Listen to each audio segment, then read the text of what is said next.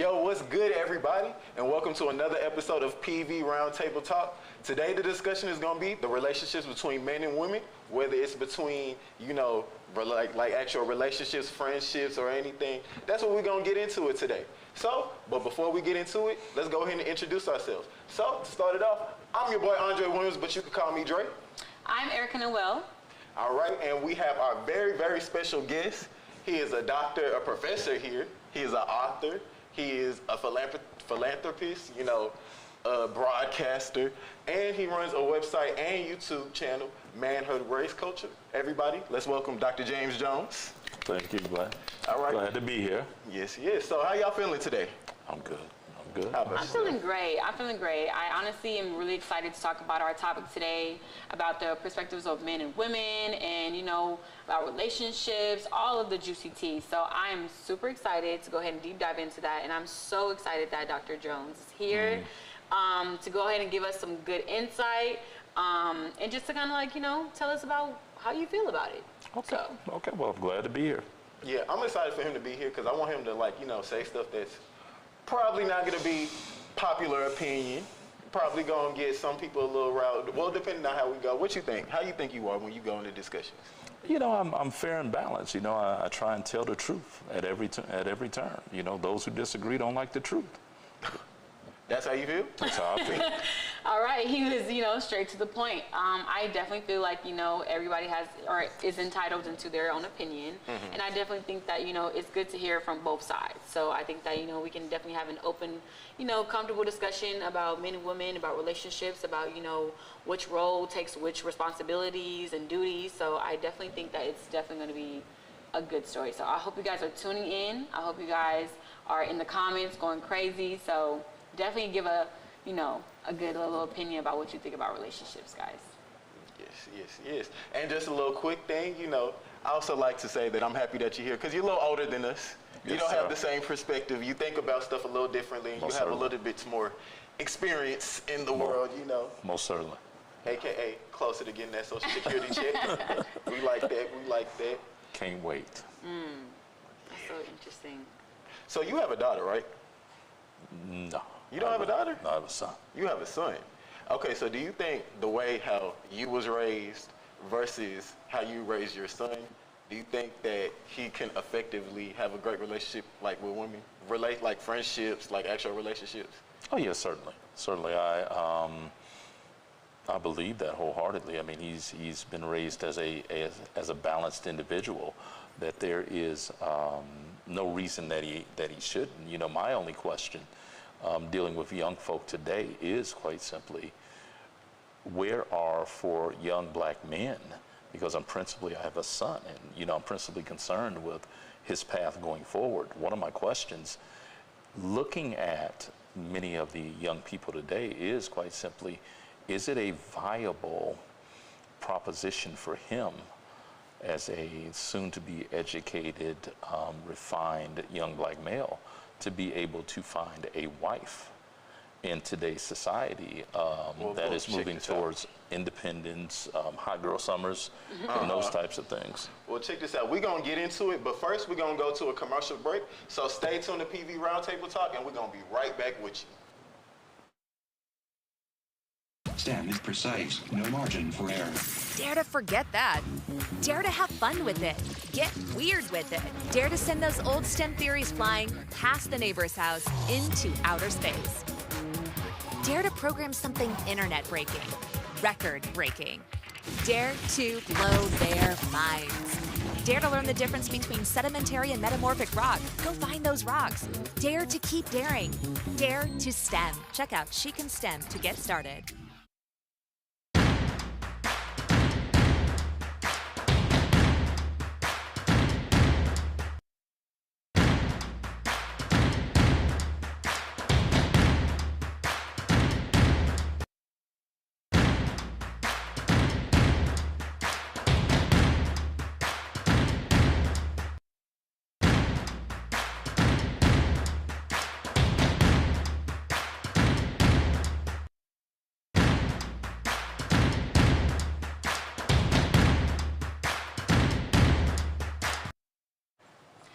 All right, guys, thank you guys for tuning back into the Roundtable Talk. And here we have Dr. Jones and Andre here. So just to go ahead and get into it, so we're going to talk about, perspectives of men and women. And I just want to know, what has your guys' experiences been with women so far? I'm talking about vibes, I'm talking about relationships, marriage, anything that's, that you guys can tell us. You go ahead, boss. Okay. What I can say is, quite simply, now having crossed over that half century mark of 50, it's a whole different vibe and different dating scene now, where many of the men who are in my age, we've been married. If we're single now, we've been divorced, and many of them are questioning, why should I get married? What is the benefit of being married? And I see a lot of brothers who are trying to be single forever. They want to be bachelors forever. With the women, I see the exact opposite. I see a lot of sisters who have built careers, have done these amazing things, have traveled, and they really are, if we can use the term Renaissance women, that's what they are. But they go home to an empty house. Right. They go home to maybe a cat, a dog, and really, age does something to you. It causes you to look back upon the path that you traveled and really to reevaluate. And many of these women who have all these material accoutrements don't have family, don't have a legacy and what have you. So I see a lot of them being eager to be married.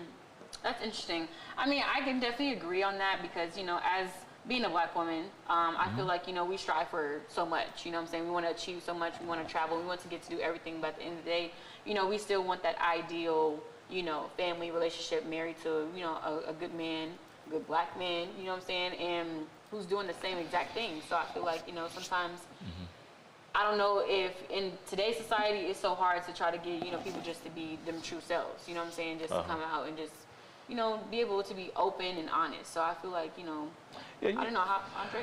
I feel like, and I agree with what both of y'all said, well, in terms of like on the men's perspective, let me say this, I feel like, and I'm glad that you said honesty, I really don't feel like it's that difficult. I feel like honesty is the biggest thing. I think when you say you want a certain thing, and this is for whatever you want to go for or anything, Right. When you say you want a certain thing, like you want to move this way, hey, I just want to be friends, or you just want to be friends with benefits, or you just don't want this, that, and third. I find the other side does not like that response because it doesn't come out, it doesn't fit with what they want. And then, but that's just how I feel on that point. Right. But what I want to say to you, and I'm glad that you brought it up, how you say Renaissance woman, career woman. Do you think that's necessarily feasible? Because a lot of times, and I even saw a statistic about it, it's like when a man gets with the woman, right, and they get married, right, their life expectancy goes up. Right. When a woman gets with the man, their life expectancy goes down. So do you think it's necessarily worth it though? I mean, I don't know about that statistic, but I feel like, ideally, like, and it all kind of, goes back to what you believe in, and I feel like, religion, but that's a whole different topic. But I feel like, women and men can both succeed, within the marriage. It's all about, what you guys strive for and what you guys both want. You have to be on the same page. You can't be on two different pages, like, well, I want this, I want that. Well, it's not going to work.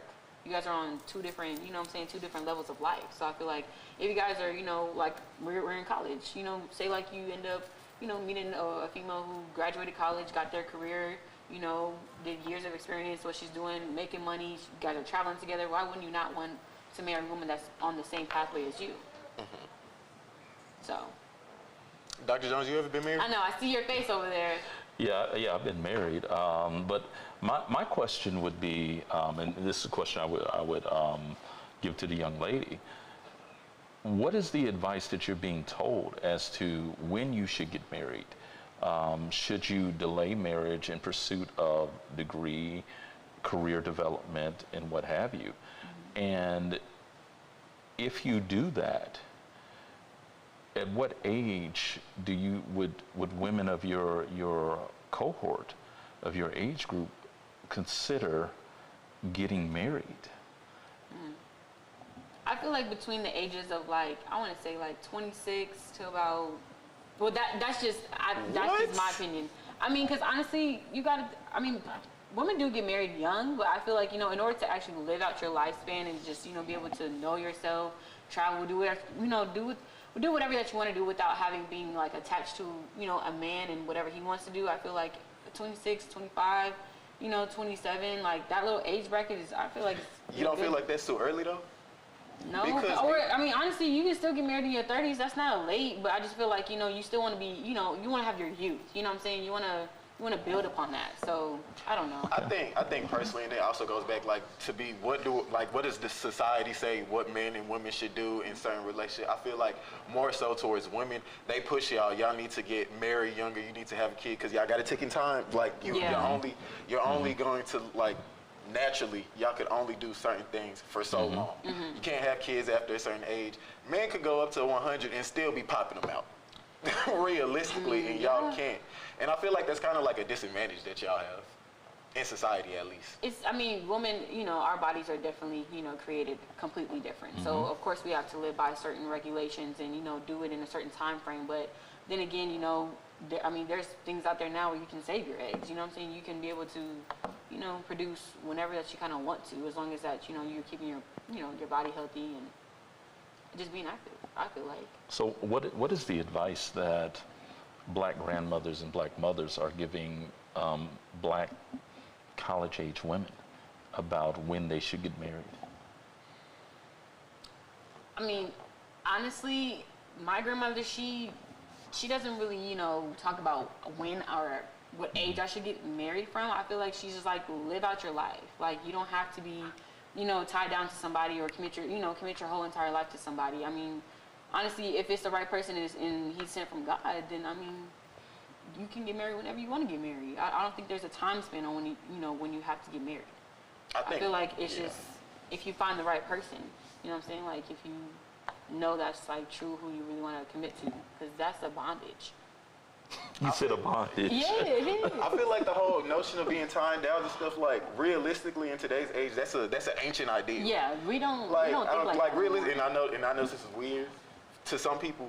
I don't care about getting married or honestly being in a relationship to have kids. If it happens, it happens. Kudos for that. But it's just like the whole idea that you have to necessarily be with someone or to be tied. I just feel like that's an old age thought. Yeah. Because a lot of times you do certain stuff, and again, men and women in different societies. As a man, I understand that's my privilege where I'm allowed to say that. If a woman says that, y'all get looked at crazy. Yeah. Honestly.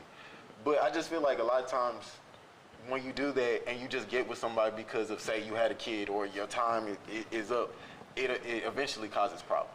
Yeah, I feel like, having children, like, I don't know, just the way that the world is going right now, I don't think that, we have the advantage as black people, to be honest, to be having a whole bunch of kids and not having no type of foundation to build upon in order for your family to become successful. I feel like, you have to, I don't know, our playbook is different. We have to do things differently. And I feel like just being in a woman in society, we go through so many different, I don't want to say like disadvantages, but I just feel like, we get critiqued a lot. We have to keep up this image that like, I have to keep up with, the Joneses, and I got to make sure that I got to do this. I got to look this certain way. I have to feel a certain way. I can't date this type of guy. I need this, what I'm saying? It's just so many requirements that we have to do as women that it kind of just, makes us feel like little. And now we have to. But my question for both of you would be this. What is the purpose of life then, if it's not predicated upon family, getting married, having children, and raising those children, that generation, to get your legacy, keep your legacy going? What is the purpose of life for your generation then? I think that's, okay, well, no, I'll say it like this. I feel like it's hard to say there's one specific purpose in life because everybody's path isn't monolithic. When you just stamp it and say that it's supposed to be, okay, you have kids, you get your legacy, that's good, you want your name to continue. But you shouldn't live your life just wanting to do that. You should live your life thinking that you're accomplishing your goals and stuff like that. Now, if that's a part of your goals, then cool. But if not, I don't think you should live like that. But with that being said, we're going to go to a quick commercial break. And stay tuned with us. We're coming right back.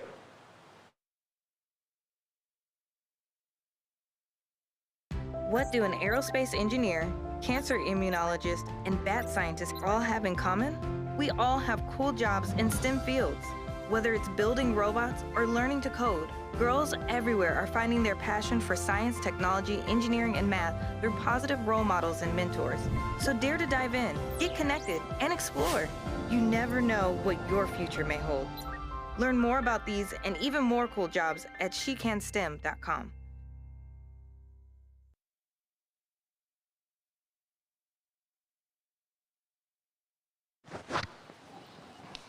All right, and welcome back to PV Roundtable Talk.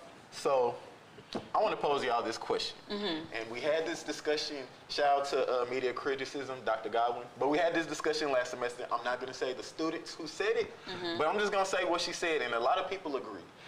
And I actually want to, I'm going to pose it to the table, but I want you to respond first. Okay. But she basically said, that like a lot of stuff, like the whole idea of the independent woman, in the media and stuff like that, that we put out, like for a perfect example, she said WAP by Cardi B and Megan Thee Stallion, or what was the song, Destiny's Child, that they did for the Charlie's Angels soundtrack, Independent Woman and stuff like that. Independent Woman. They say a lot of times that it's a woman ideal, but men are behind it. They write the songs, they come up with the concept and stuff like that, and she said she thinks it's basically propaganda or a push to make it seem like, or not to make it seem, so men basically could be a little bit more lazier, could sit back. How you think about that? Can you see that?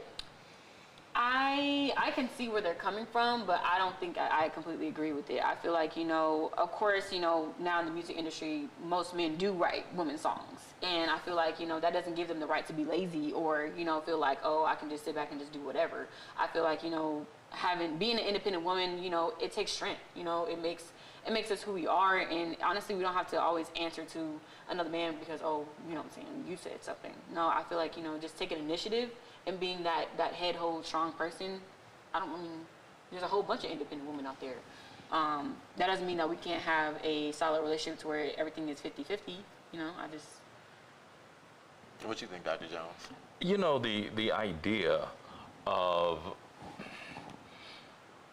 I don't doubt that there's men who are behind marketing, behind A&R and development, but it's a quantum leap between that specific segment of men and the average man.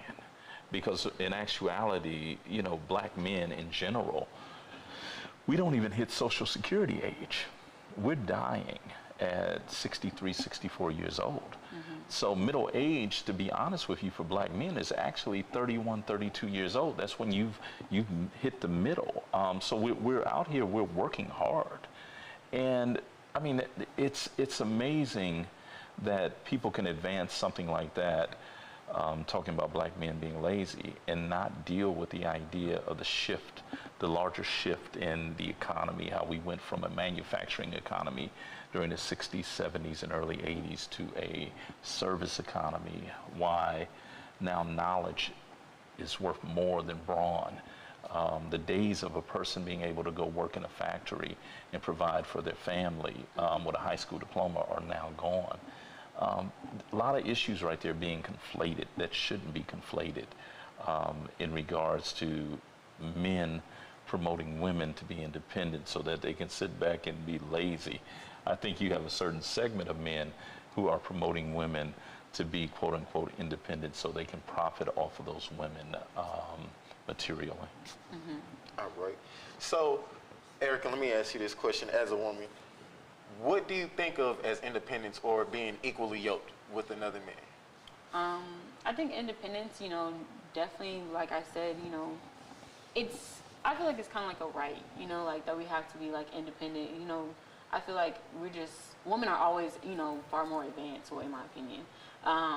And we were just, yeah, I think so. I feel like, we strive for more. And not saying that there is men that don't. I'm just saying like, we always like have been, or I would say at least black women, always have been like black women, always have been like the ones to like, keep you guys going, encouraging guys. We have, mothers out and, sisters out there who are always like, just like, okay, you got to go out here and get it yourself. Like, you got to make sure that you have X, Y, and Z, because if you don't have anybody, to support you, or you, trying to support on your man or whatever, I feel like at the end of the day, you don't want to, you don't want to have to be like let down. Like, I feel like that's why we have to be so independent, because we have to be strong, we have to be initiative. Like, but sometimes I feel like nowadays in our society, we don't really have that. I feel like being equally yoked is not equally yoked. Like, I feel like it's just like. What you mean by that? Meaning like, I don't want to put this in a wrong way, but I'm just saying. Say what you feel. Say it. I'm just saying that, I feel like women, there's more, I would say there's more of an uprise in black women being more independent than men. I'm going to just say that. I'm just Black women being more independent than black men. I feel like we have like, I feel like there's a more rise. That's what I'm saying. Like, it's more like independent women, like, having that idea, like, I'm independent, I don't need you. Like, it's F y'all. Like, you know what I'm saying? Like, it's like, oh, I don't need you. I feel like it's in that type of mindset right now in our society. I feel like, we're more just kind of like leaving y'all left, because like we don't feel the black love. We don't feel like, the support, I would say. Okay, what do you think about that, Dr. Jones? The thing is that it's ironic that we finished talking about a sort of a fabricated narrative, that there are people behind the scenes who are pushing certain angles and certain agendas, and then we hear this argument. Anybody can say that they're a boss, okay? And we have all these bosses out here, all these independent women, but when you look at the data and really examine it, and one of the more terse exchanges I had with one of my classes recently, they were saying, well, who wants to be with a dusty old man that's only making $43,000 a year, which is the median income that black men make. And I turned back to them and I said, well, who want to be with an old trifling broke sister that's making $36,000? And it was the first time that they had heard the fact that even in the time that we're dealing with right now, black men are still out earning black women. And when we talk about these things such as equally yoked, these biblical principles and what have you, far too often we, black women in particular, are allowing that to be reduced to income earned, and not all the other facets and things that go into a person, that goes into finding a mate, that goes into having a father there to serve as the role model for a son, and at the exact same time to be the first love of that daughter. We need both, and it's one of the most dangerous things that we're looking at, that 80% of black children are being raised in single female headed households. We can debate how they got there, but that's the reality. And one of the things we rarely talk about is the need of the father there, not only for the son, but also for the daughters. Because without that, what is she going to fall in love with? What is she going to be reminded of? So I think there's a danger with this idea of saying, well, we're independent women. You're independent in what? Black folk have never had the luxury of being separated and independent from each other, because not only do we need each other as spouses, but we also need each other as family and also fictive kin. Okay. So let me ask you this quick question. Erica. Andre. Would you be okay if you made the most money in the household and you paid the majority of the bills? And allowing him to be head of household. And allowing him to still be the head of the household.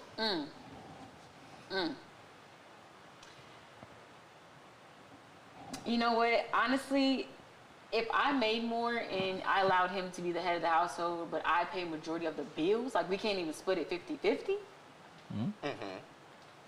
would I be okay with that? How would you interact with that? Would you be okay? No. Why? Now, Do you consider yourself a Christian? I do. But honestly, honestly, in my heart, I feel like I would be okay with it. I just wouldn't. But you said I wouldn't like it necessarily. Yeah. So, but why? Why? Because then it goes back to whatever you said. It was a great word. I can't say it. Yeah. But it goes back to you're equating basically being the head of a household to the money that they bring in. That is true. I mean, if I mean, if I have the ability and the opportunity to make more and I'm able to produce more for my family, I wouldn't mind. Because honestly, like, even though I'm making more, I feel like You still feel like your balls still drop, huh? I feel like you're gonna have to do something. Like, you're gonna have to, like, if I'm pulling all this weight, you're gonna have to, you know what I'm saying, pull at least, I don't know, like, we're gonna have to come down to terms with it, because I just can't be doing everything. I feel like that's just a little bit too much. Like, So for your generation, a man who earns less than a woman is less of a man. Think about that. yeah, I'm gonna go We're ahead. going to go to a commercial break, and then we're going to continue the discussion real quick. But like I usually say, stick with us.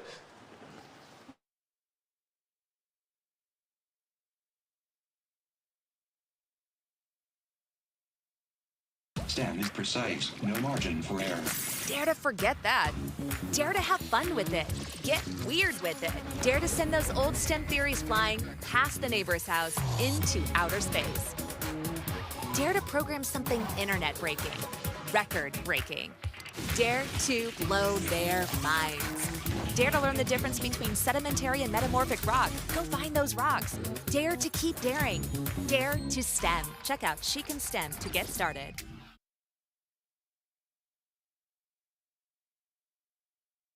What do an aerospace engineer, cancer immunologist, and bat scientist all have in common? We all have cool jobs in STEM fields.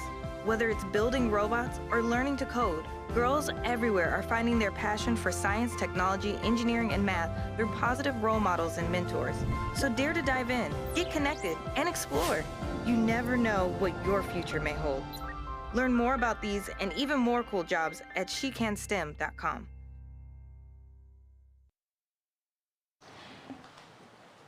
Thank you guys for tuning back into Roundtable Talk, and here we have Dr. Jones as our guest, and we're talking about relationships. So, Dr. Jones, I do have a question for you about relationships, since we, talking about head of household and yada yada yada, all that fun stuff, right?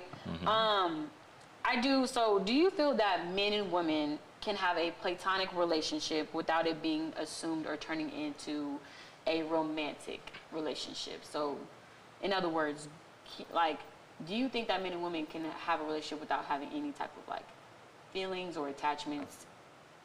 Romantic feelings. Romantic. Okay. I would like to deal with it from the assumed part. You can't really concern yourself with what other people are thinking and observing and what have you. But to answer the question directly, most certainly they can have a platonic relationship.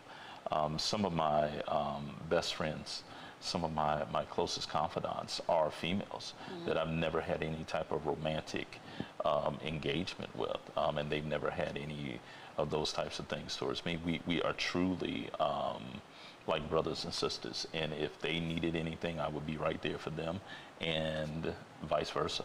And that's been proven through real life, real time, real life. So yeah, there's nothing that keeps that from occurring.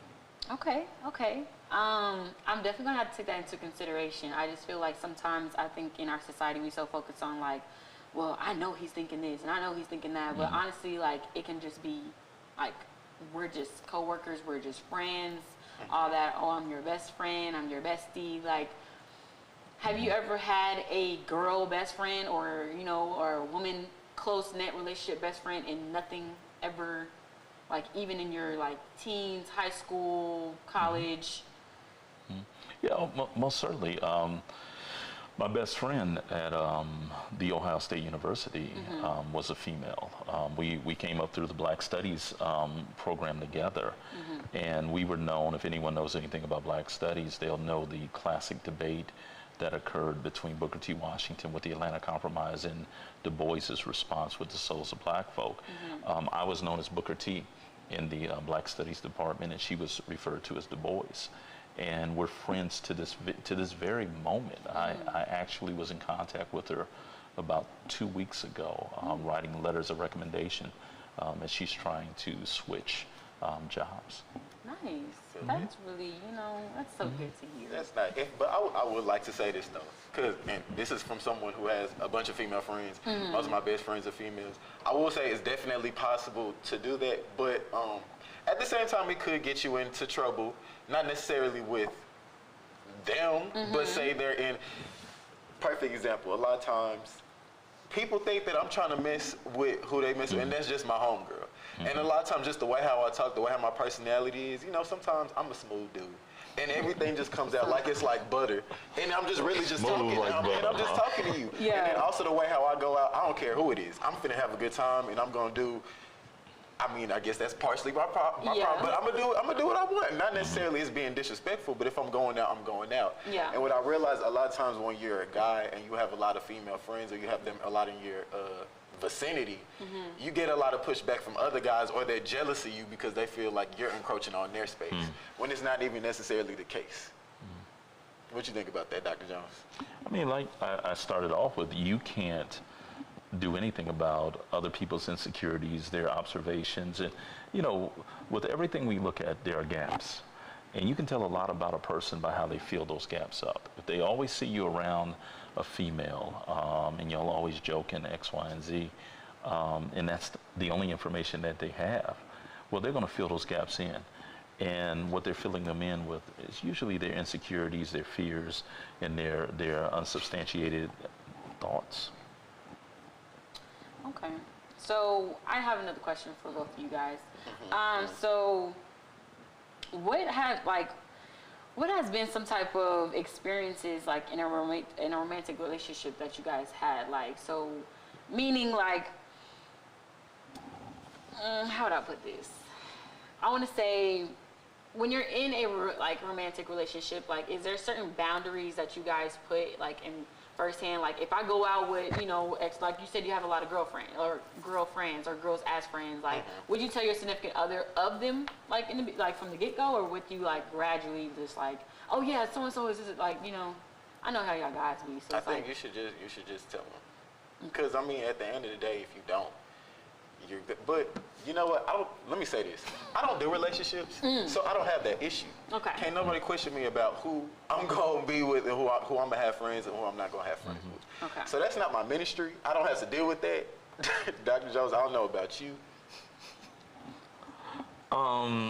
For me, it's just one of those of trust. And if you decide you're going to step beyond a casual relationship with a person, I think it's crucial and it's fair that you inform them of some people that you may have around you, who are just very good friends with you.